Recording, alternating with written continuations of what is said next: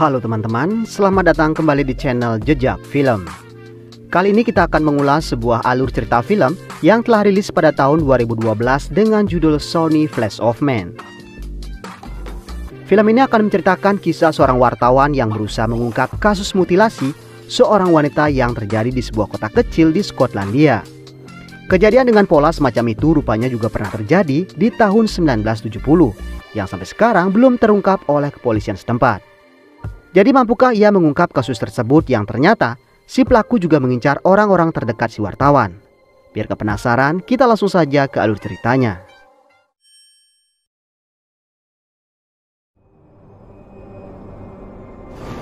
Film diawali dengan memperlihatkan kejadian di tahun 1990. Terlihat sebuah mobil melaju di sebuah dataran tinggi di Skotlandia. Terlihat ia membawa seorang pria dari kota yang ternyata adalah seorang dokter. Si dokter kemudian dibawa ke dalam hutan, menyusuri tebing-tebing batu dan masuk jauh ke dalam sebuah terowongan. Si dokter pun merasa aneh karena pasiennya tinggal di sebuah tempat yang sangat jauh dari perkotaan. Karena niatnya menolong, si dokter pun mengikuti kemanapun orang tersebut membawanya. Setelah sampai di sana, ia melihat seorang wanita hamil berpenutup kepala. Tubuhnya dirantai dan terdengar suaranya bukan seperti suara seorang wanita. Setelah mendapatkan imbalannya, si dokter pun segera melakukan pekerjaannya. Namun setelah persalinan selesai, si dokter malah ditembak oleh pria yang membawanya. Jesus, no! Setelah itu di masa sekarang terlihat seorang wanita muda bernama Rebecca dan pacarnya yang bernama Jamie di sebuah klub malam. Mereka nampaknya sedang bertengkar karena Rebecca berulang kali meminta Jamie untuk tak memakai heroin lagi. Namun rupanya Jamie tak mengindahkan peringatan Rebecca. Hal itulah yang membuat Rebecca pergi meninggalkan Jamie. Jamie kemudian mengejarnya dan saat itu juga ia menyerahkan sisa barang yang ia miliki. Namun rupanya Rebecca masih saja kesal. Ia juga menolak ketika Jamie mau mengantarnya pulang dan ia bersikeras pulang sendiri. Rebecca kemudian pulang berjalan kaki dan di sebuah jalan kecil yang sangat sepi, datanglah sebuah taksi hitam mendekatinya. Rebecca yang sudah basah kuyup akhirnya menumpang taksi tersebut. Namun tak disangka Rebecca diculik oleh si pengemudi taksi.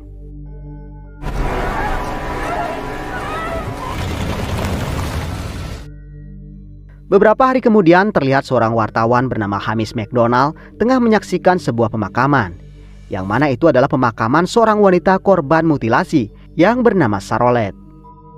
Hamish terlihat membawa sebuah koran dan juga foto potongan kepala Charlotte yang ditemukan di pegunungan. Tak lama kemudian seorang detektif yang bernama Bill masuk ke dalam mobilnya. Ia mengkritik berita yang dipublish Hamish karena menyertakan foto detail korban yang seharusnya tak perlu ia tampilkan. Ia mengatakan kalau itu dapat membuat semua penghuni kota resah dengan berita tersebut. Tapi Hamish mengatakan kalau masyarakat berhak mengetahui apa yang terjadi sebenarnya, agar mereka lebih waspada terhadap psikopat yang berkeliaran di kota mereka. Selain itu, Hamish juga mengkritik kinerja kepolisian Skotlandia yang belum juga bisa mengungkap pembunuhan berantai yang terjadi di daerah tersebut. Menurutnya dari korban yang terus bertambah, seharusnya kepolisian sudah mendapatkan petunjuk atas kasus menghilangnya orang-orang di sana. Ia menyebut Bill tak menjalankan tugasnya dengan maksimal. Harusnya Charlotte tak menjadi korban jika petugas bergerak dengan cepat menangkap si pembunuh. Namun Bill sepertinya tak terima dengan kritik tersebut. Ia pun pergi dan mengancam tak akan memberikan informasi lagi kepada Hamish. Setelah pemakaman selesai, Hamish menghampiri seorang wanita yang bernama Wendy. Ia adalah kakak kandung dari Charlotte dan ia juga adalah pacarnya Hamish. Wendy nampak tak begitu senang dengan kehadiran Hamish. Ia sangat kesal karena Hamish mempublish berita yang menampilkan potongan kepala adiknya. Menurutnya itu tak seharusnya dimuat. Itu adalah hal yang memalukan baginya dan kedua orang tuanya. Ia menilai Hamish lebih mementingkan publik daripada perasaannya. Wendy, I'm sorry.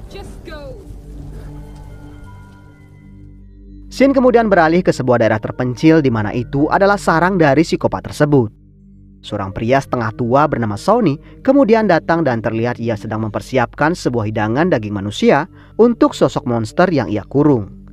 Ia juga menyalakan musik seriosa agar si monster yang ia sebut ibu itu tetap tenang dalam kurungannya.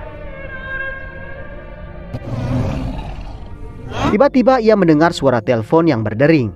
yang ternyata berasal dari tas milik Rebecca yang rupanya pacarnya tengah mengkhawatirkan keadaannya. Shawnee lalu menghancurkan ponsel tersebut dan menuju ke tempat di mana Rebecca dirantai.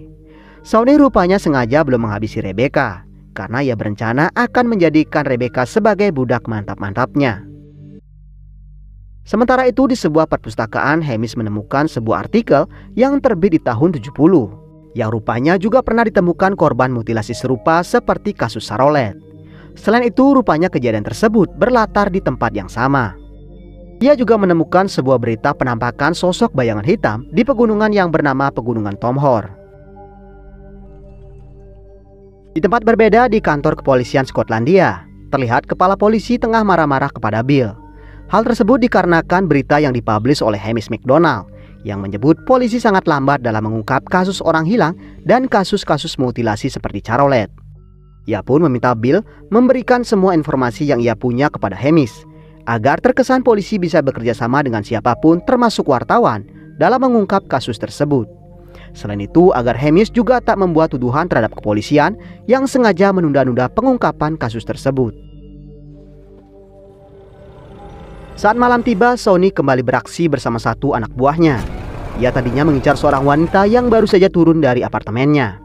Namun aksinya tersebut malah ketahuan oleh seorang petugas, yang akhirnya petugas tersebut pun akhirnya menjadi korbannya.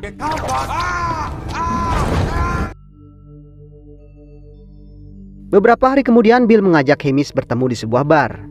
Di sana Bill memberikan beberapa informasi terkait kasus penemuan potongan-potongan tubuh Charlotte. Ia mengatakan kalau temuan bagian tubuh Charlotte bukan cuma miliknya saja, tapi tangan dan kakinya adalah milik orang lain. Itu berarti masih ada korban lain selain Charlotte. Ia memperkirakan kalau si pelaku melakukan sebuah ritual khusus, karena sebelum korban dimutilasi, si pelaku juga memakan daging korbannya. Bill kemudian memberitahukan di mana lokasi penemuan tersebut pada Hamish, agar ia dapat membantu polisi mengungkap kasus tersebut. Di hari berikutnya, Hamish mengajak Wendy bertemu. Tujuannya tiada lain untuk mencari tahu orang yang mengabarkan berita menghilangnya Charlotte. Wendy mengatakan kalau sebelum Charlotte menghilang, salah satu temannya mengatakan kalau ia meninggalkan Charlotte di pangkalan taksi. Polisi pun sudah menginterogasi semua supir taksi, namun tak ada yang mengetahui keberadaan Charlotte. Karena masih membahas masalah Charlotte, Wendy pun pergi meninggalkan Hamish. Saat itu juga Hamish mendapatkan telepon dari Bill yang mengabarkan penambahan kasus orang hilang, yang mana saat itu dilaporkan oleh seorang pria bernama Jamie, yang tak lain melaporkan Rebecca yang telah beberapa hari menghilang. Beberapa saat kemudian Hamish sampai di kantor polisi. Di sana ia diajak melihat proses tanya jawab dengan pacarnya si Rebecca. Setelah semua selesai, Bill menyimpulkan Rebecca menghilang setelah Jamie meninggalkannya di klub, dan kemungkinannya ia pulang dengan naik taksi. Awalnya Hamish curiga kalau pelakunya adalah seorang supir taksi, tapi Bill kemudian menjawab kalau ia sudah menginterogasi hampir semua sopir taksi selama seminggu setelah penemuan tubuh Charlotte. Dan dari semua sopir taksi, tak ada satupun yang mengarah kepada si pelaku. Sesampainya di rumah, Hamish kembali memperhatikan semua berita orang-orang yang menghilang selama ini. Pikirannya pun buntu dan tak menemukan petunjuk apapun. Kembali ke tempat Shawnee di suatu pagi, Rebecca terbangun dan melihat ikatan tangannya mulai kendor. Ia juga melihat sebuah gunting besar di dalam sebuah ember yang ada di bawahnya. Ia berusaha keras menarik tangannya agar terlepas dari ikatan tersebut. Sementara itu, Shawnee dan dua anak buahnya tengah menyiapkan hidangan untuk ibu mereka. Namun saat salah satu anak buahnya membawakan makanan tersebut, ia mendapati Rebecca sudah tak ada di tempatnya. Rebecca yang berhasil keluar dari terowongan dengan perlahan, ia memanjat bebatuan di atas sungai tersebut. Namun sayang sekali gunting yang ia bawa terlepas dan jatuh ke bawah. Karena tidak ada waktu lagi, ia pun meninggalkan gunting tersebut. Shawnee yang mengetahui Rebecca kabur sangat marah dan menyuruh anak buahnya mengejarnya. Ia dan dua anak buahnya kemudian mengejar Rebecca sampai ke tengah hutan. Rebecca pun terus berlari mencari jalan keluar dari hutan tersebut. Namun sayangnya di hutan seperti itu cukup sulit menemukan jalan pulang. Ia pun tak tahu harus menuju kemana. Ia kembali berlari setelah mengetahui anak buah Shawnee semakin dekat. Hingga kemudian jalannya berhenti di sebuah tebing. Sementara Shawnee dan anak buahnya juga telah sampai di jalan tersebut. Daripada menjadi tahanan psikopat tersebut, akhirnya ia pun tak punya pilihan lain selain menjatuhkan dirinya ke jurang. very tired. Hari berikutnya Hamish mendapatkan telepon dari Wendy. Ia mengatakan kalau ia baru saja mendapatkan beberapa foto Charlotte dari salah satu temannya. Yang mana di dalam foto tersebut, ia melihat sebuah taksi hitam di belakang Charlotte. Bukan di satu lokasi foto saja, di lokasi-lokasi yang lain taksi tersebut juga ada. Itu berarti Charlotte sudah ditargetkan oleh si pemilik taksi tersebut. Namun sayangnya ia tak dapat melihat plat nomor dari taksi tersebut.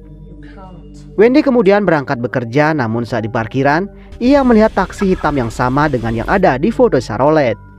Ia buru-buru berlari dan menelpon Hamish. Namun saat ia mau menelpon, tiba-tiba Shawnee sudah ada di depannya dan menangkap Wendy saat itu juga.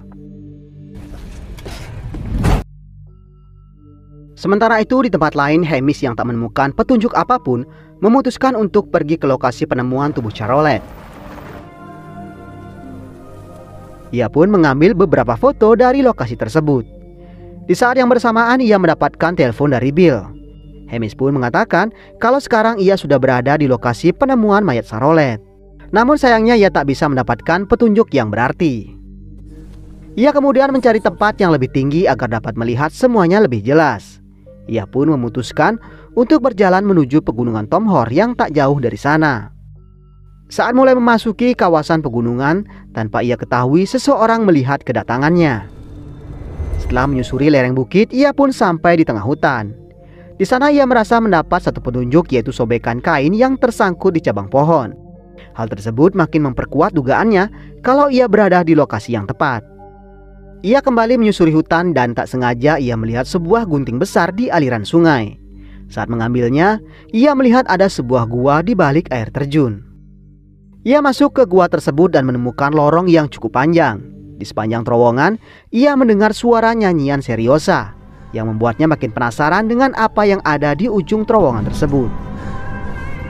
Setelah menyusuri lorong, ia sampai di sebuah tempat dan mendapati nyanyian seriosa tersebut berasal dari sebuah radio tape. Tak sampai di situ, tak jauh dari tempatnya berada, ia melihat beberapa jasad yang masih segar yang digantung layaknya daging-daging potong. Namanya juga wartawan, melihat hal semacam itu bukannya pergi, ia malah makin penasaran dengan siapa pelaku dari semua kesadisan itu. Ia kembali menyusuri terowongan selanjutnya dan sampai di ruangan yang lain, di mana di sana ia melihat seorang pria yang tengah diikat yang sepertinya ia baru saja diculik. Tak lama kemudian, Hamish melihat Shawnee yang datang dan kemudian memotong-motong tubuh korbannya. Setelah menyelesaikan pekerjaannya, Shawnee mengeluarkan ponsel milik Wendy dari sakunya. Dan rupanya ia menelpon Hamish. Hamish yang mengira itu telepon dari Wendy kemudian mengangkatnya. Namun tiba-tiba saja ia dihantam kayu oleh salah satu anak buah Shawnee. Hamish mendapati dirinya terikat dan di depannya sudah ada Shawnee. Di sana Hamish berusaha mencari tahu apa sebenarnya tujuan Shawnee melakukan itu semua. Shawnee pun menceritakan kalau praktek kanibalisme yang ia lakukan adalah warisan dari leluhur mereka 500 tahun yang lalu. Yang mana ketika itu makanan menjadi hal yang sangat langka. Hal tersebutlah yang memicu klan Shawnee memakan manusia karena tak ada pilihan lain. Sehingga hal tersebut sekarang membuatnya ketagihan makan daging manusia. Selain itu anehnya Shawnee juga mengetahui kalau Hamish adalah seorang wartawan. Tak hanya Hamish, ia juga mengenal Wendy dan juga Charlotte. Mendengar hal tersebut, Hamish mulai berpikir tentang keadaan Wendy. Shawnee kemudian memperlihatkan potongan kepala Wendy yang ia simpan di dalam kulkas. Hamish pun tak bisa menahan syok tersebut karena baru saja tadi pagi ia sempat berbicara dengan Wendy di telepon. Hamish pun tak bisa menahan amarahnya lagi. Ia mengeluarkan seluruh tenaganya dan berhasil merobek ikatan tangannya. Ia langsung mengambil senapan Shawnee dan menembak lengannya. Tembakannya tadi juga mengenai panel listrik yang menyebabkan listrik padam. Shawnee yang tak mendengar lagi musik seriosa merasa mereka sekarang dalam bahaya. Dan benar saja, ibu mereka mengamuk dan mendobrak pintu ruangan rahasia.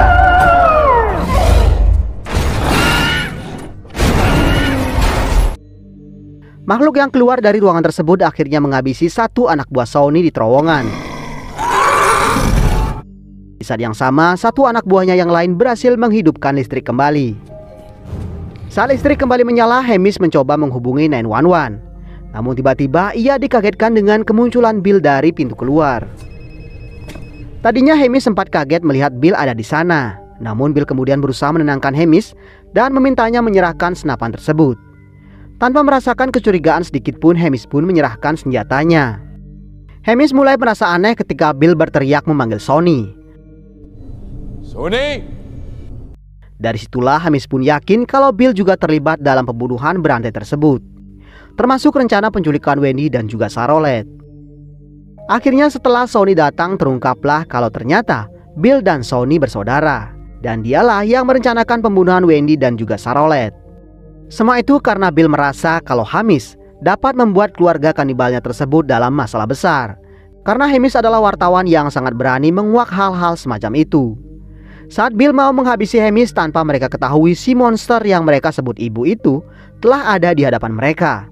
Ia pun langsung menyerang Sonny dan juga satu anak buahnya.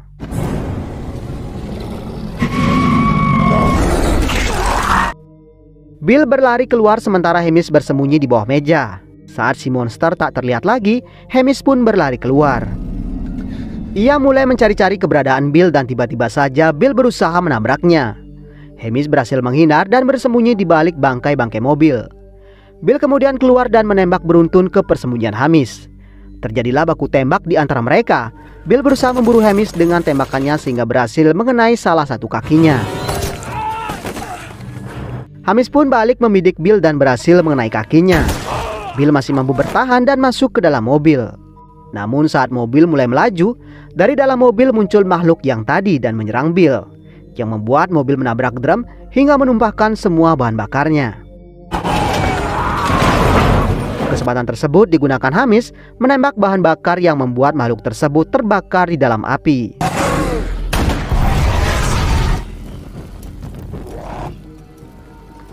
Setelah itu Hamish kembali ke kota dengan mobil Sonny. Namun di perjalanan monster tersebut muncul lagi dan menyerang Hamish di dalam mobil. Setelah itu hanya suara satu tembakan yang terdengar.